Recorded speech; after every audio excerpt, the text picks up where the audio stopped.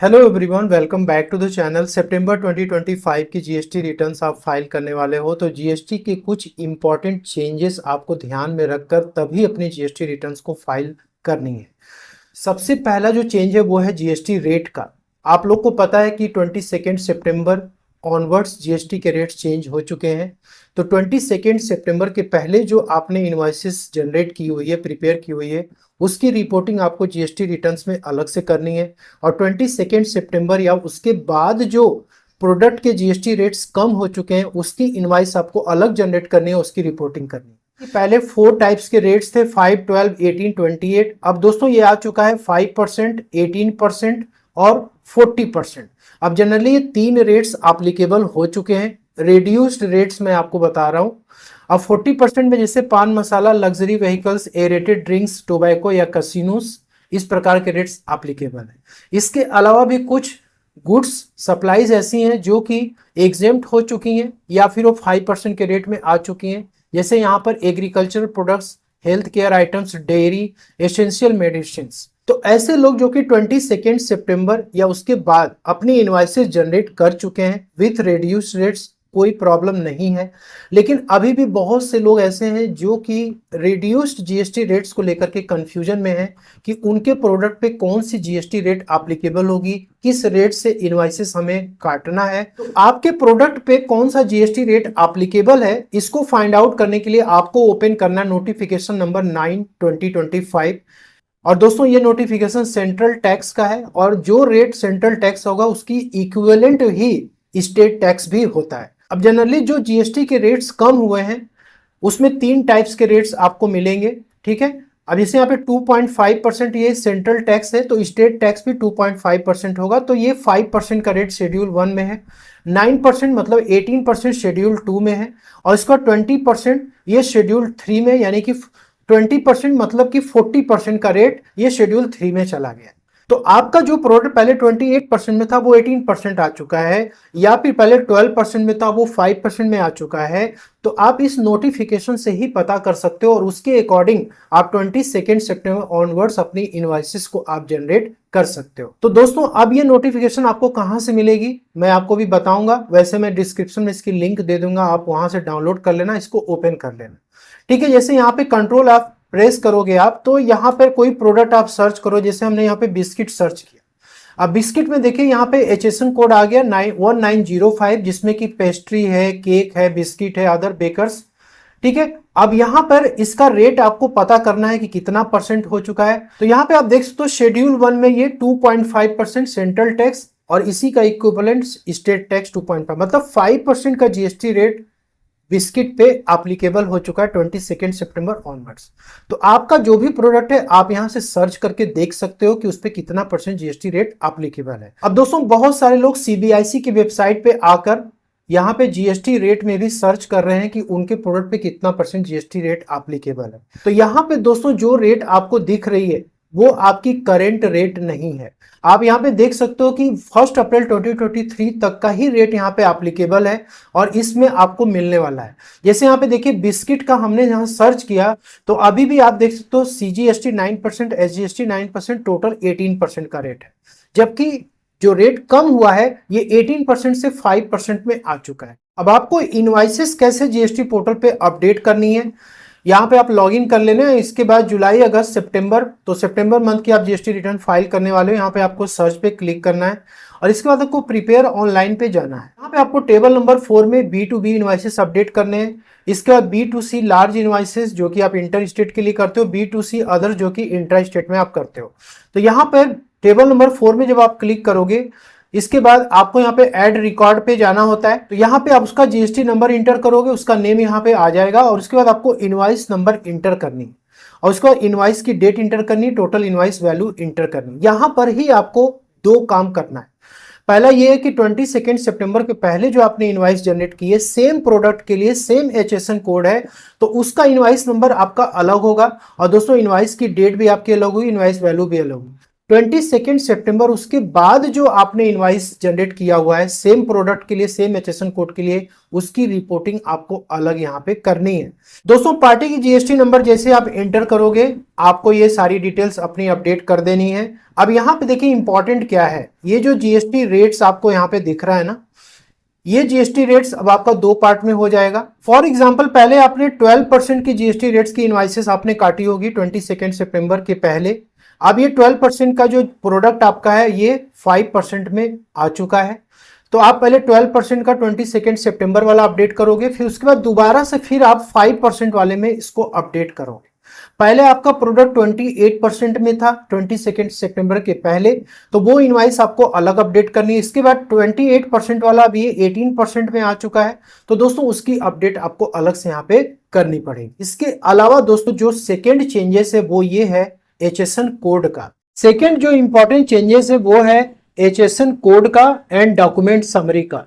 अब 22 सितंबर के पहले या फिर 22 सितंबर है उसके बाद जो आपने इनवाइसेस जनरेट की हुई है, दोनों का एचएसएन कोड तो आपका सेम रहेगा, लेकिन दोनों का जो जीएसटी रेट है वो आपका चेंज होते हुए दिखेगा। ऐसे केस में आपको एचएसएन कोड 2 बार अपडेट करना पड़ेगा जीएसटी रिटर्न में। तो यदि आपकी टोटल टर्नओवर 5 करोड़ रुपीस के ऊपर है तो 6 डिजिट का एचएसएन कोड इंटर करना मैंडेटरी है। यदि टर्नओवर 5 करोड़ या उसके नीचे है तो 4 डिजिट का एचएसएन कोड अपडेट करना कंपलसरी है। और B2C सप्लाई के केस में कि यदि आपकी टोटल टर्नओवर 5 करोड़ रुपीस के ऊपर है तो उस केस में आपको B2C सप्लाई के लिए भी एचएसएन कोड इंटर करना है। लेकिन यदि 5 करोड़ रुपीस तक टर्नओवर है तो उस केस में B2C सप्लाई के लिए एचएसएन कोड इंटर करना ऑप्शनल है। आप इंटर कर भी सकते हो, नहीं भी कर सकते हो। यहाँ पे टेबल नंबर 12 पे आप आओगे, इस पे आपको क्लिक करना है। सबसे पहले हम B2B सप्लाई के लिए बात कर लेते हैं। तो आपको यहाँ पे इंटर करना होता है एचएसएन कोड। तो जैसे हम लोग अभी बात कर रहे थे बिस्किट के केस में 1905, तो यहाँ पे हमने इसको सेलेक्ट कर लिया। अब 22 सितंबर के पहले जो आपने सेल की हुई है ये प्रोडक्ट, तो आपको क्या करना है, पहले 18% का जीएसटी रेट यहाँ पे सेलेक्ट करना है। यहाँ पे आप क्वांटिटी इंटर कर देंगे, टैक्सेबल वैल्यू इंटर करेंगे और इसके बाद सीजीएसटी और एसजीएसटी आपको इंटर करना है। लेकिन 22 सितंबर है उसके बाद जो आपने सेल किया हुआ है उस केस में आपको यहाँ पे 5% की जीएसटी आपको सेलेक्ट करनी है। आपका एचएसएन कोड तो सेम रहेगा लेकिन रेट क्या हो जाएगा, चेंज हो जाएगा। और इसके बाद आपको यहाँ पे टोटल क्वांटिटी आपने कितनी सेल की, टैक्सेबल वैल्यू क्या थी, उसका सीजीएसटी कितना, एसजीएसटी कितना। इसको करने के बाद आपको यहाँ पे ऐड पे क्लिक करना है। वैसे यहाँ पे टेबल नंबर 13 में आप आओगे डॉक्यूमेंट इशूड में, तो आपको यहाँ पे ऐड डॉक्यूमेंट पे जाना है। तो यहाँ पे दोस्तों आपको टोटल इनवाइसेस 1 सितंबर से लेकर 30 सितंबर तक कितना आपने इशू किया, टोटल कितना कैंसिल किया, कितना नेट इशूड है, ये आपको यहाँ पे अपडेट करना कंपलसरी हो जाता है। अब दोस्तों यहाँ पे थर्ड पॉइंट ये है कि आपकी यदि कोई पुरानी जीएसटी रिटर्न्स अभी तक फाइल नहीं हो पाई है तो उसके लिए टाइम लिमिट यहाँ पे 3 इयर्स का है। तो सितंबर 2022 पीरियड का जीएसटी रिटर्न या उसके बाद का आपका कोई भी पीरियड का जीएसटी रिटर्न पेंडिंग में पड़ा हुआ है तो आपके पास 3 इयर्स का टाइम लिमिट है। आप उस इनवाइसेस को अपडेट कर सकते हैं और जीएसटी रिटर्न्स को फाइल कर सकते हैं, क्योंकि 3 इयर्स के बाद ये क्या हो जाएगा, टाइम बार्ड हो जाएगा और आप उसको फाइल नहीं कर सकते। और इसके बाद कोई भी मिस्टेक फाइनेंशियल ईयर 24-25 की जीएसटी में हो चुकी है आपसे तो उसका करेक्शंस भी आप कर सकते हैं। जैसे कोई इनवाइसेस आपसे छूट चुकी है या फिर डेबिट नोट क्रेडिट नोट में कोई गलती हो चुकी है, इनवाइसेस की वैल्यू कम रिपोर्टेड है, जीएसटी नंबर गलत हो चुका है, तो आप सितंबर मंथ की जीएसटी रिटर्न्स फाइल करते समय अक्टूबर में आप उसका करेक्शन कर सकते हैं, अमेंडमेंट कर सकते हैं। तो आपको यदि कोई फ्रेश इनवाइसेस ऐड करने हैं 24-25 की तो आप यहाँ पे ऐड टेबल नंबर 4 में ही आप ऐड कर लोगे। लेकिन जो इनवाइसेस आपके ऑलरेडी एडेड है और उसमें कोई भी गलती हो चुकी है, आप उसको करेक्ट करना चाहते हो तो आप अमेंड रिकॉर्ड डिटेल्स पे आप आओगे। टेबल नंबर 9A में आप अपडेट कर सकते हो B2B इनवाइसेस। B2C लार्ज में आप जो है टेबल नंबर 9A में कर सकते हो। इसके बाद एक्सपोर्ट इनवाइसेस के लिए 9A में आप आओगे और डेबिट नोट क्रेडिट नोट के लिए 9C में आपको आना है। इसी तरीके से आपके ऊपर जो भी एप्लीकेबल है यहाँ पे इस टैब में जाके आप अमेंडमेंट कर सकते हैं, ये डेटा आपकी ऐड हो जाएगी। दोस्तों पॉइंट नंबर 4 में है input tax credit and invoice management. IMS dashboard में 1 अक्टूबर 2025 से आपको ये बोला गया है कि इनवॉइसेस पे आपको एक्शन लेना कंपलसरी है। अब कौन सी इनवॉइसेस पे आपको एक्शन लेना कंपलसरी है, यदि आप एक्शन नहीं लेंगे तो उसका इंपैक्ट क्या पड़ने वाला है। ज्यादातर सोशल मीडिया पे इस तरीके की बातें बोली जा रही हैं कि आपको आईएमएस डैशबोर्ड में जितनी भी इनवॉइसेस हैं उस पे आपको कंपलसरी है एक्शन लेना, तभी ये आपका डेटा जीएसटीआर 2B में जाएगा, फिर वहां से जीएसटीआर 3B में जाएगा, तभी आप आईटीसी क्लेम कर सकते हैं। यहाँ पे हमने ओपन किया हुआ इनवॉइस मैनेजमेंट सिस्टम बोर्ड। यहाँ पे आप इनवर्ट सप्लाईज पे जब जाते हो, यहाँ पे व्यू पे आपको जाना है और देखिए यहाँ पे आपको ये मैसेज दे रहा है कि records where no action is taken by the tax payer will be considered as deemed accepted for GSTR 2B generation.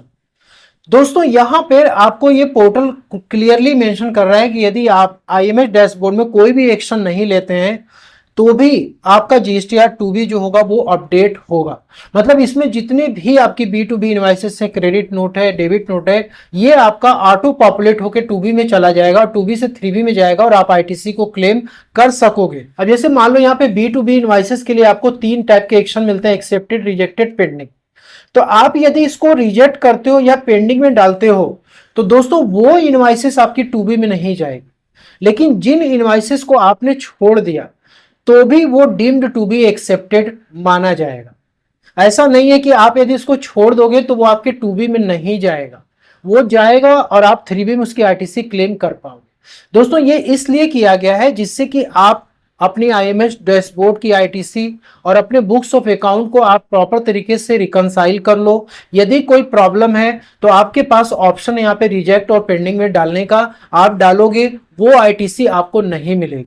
ये इसलिए किया गया है कि आप कोई गलत आईटीसी क्लेम ना कर लो जिससे फ्यूचर में चल के आपको कोई नोटिस डिपार्टमेंट की तरफ से आ जाए। उसको रोकने के लिए ये 1 अक्टूबर से रूल निकाला गया है कि आप क्रेडिट नोट, डेबिट नोट या फिर इनवॉइसेस की अमेंडमेंट, ठीक है, इन पर आप अपने तरीके से एक्शन आप ले सकते हो और उसके अकॉर्डिंग आपका 2B जनरेट होगा और 3B में आपकी आईटीसी क्लेम हो। आशा करता हूं कि वीडियो में दी गई जानकारी आपको पसंद आई, अच्छी लगे तो लाइक शेयर जरूर करिए। मिलते हैं नेक्स्ट वीडियो में। Thank you so much.